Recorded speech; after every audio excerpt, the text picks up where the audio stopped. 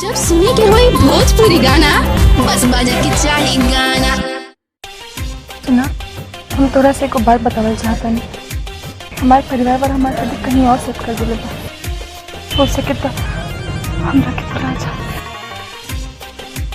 भुलाते जाई, लेकिन ये दिल के भुलावे खातिर कुछ ना कुछ तो करे के पड़ी। प्लीज ऐसा कोनो काम मत कर। हमके दुख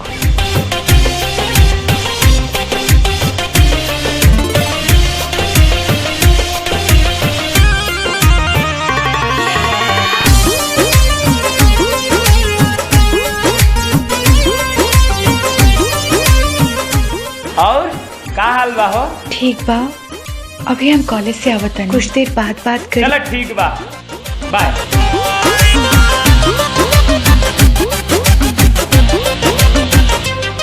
एगो दिलवे बा केने केने बाटी डांट के करा के साटी।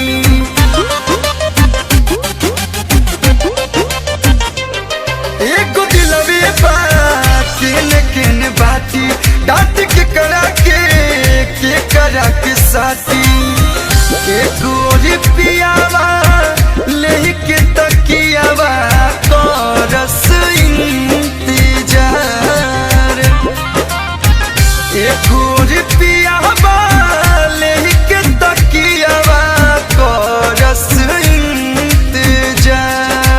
हाय एगो हाथे लेके महुरावा बैठल बाई यार।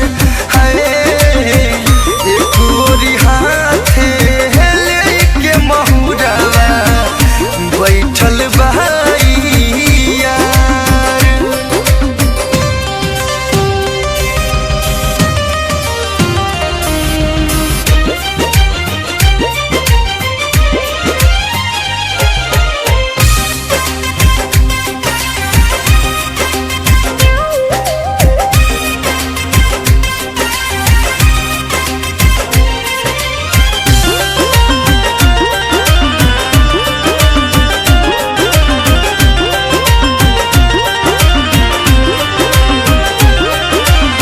शादी वाला बात जब से चला ताते गम में दीवाना रोजे गलताते।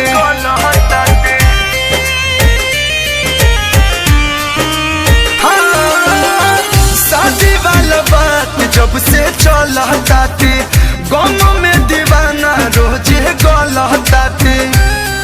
बने वाला बबल मुँह तो खुश होता, बाकी हमारो दर्द महसूस होता।